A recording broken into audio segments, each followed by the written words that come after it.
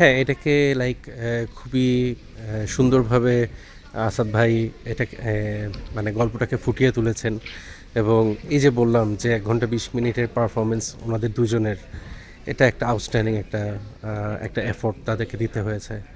রবীন্দ্রনাথের যে ২ মাস আর্জেন্টিনায় কেটেছে ভিক্টোরিয়া ওকাম্পের সান্নিধ্যে, সেই সময়টাকে নিয়ে লেখা।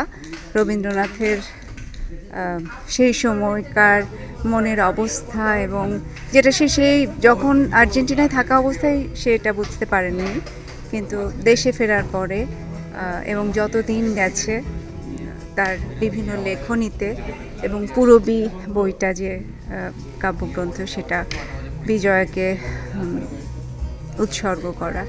তো সেই সব কিছু মিলে এটা একটা গবেষণাধর্মী আসলে প্রযোজনা আমরা চেষ্টা করেছি শুধু ওই সময় কালটাকে ধরতে,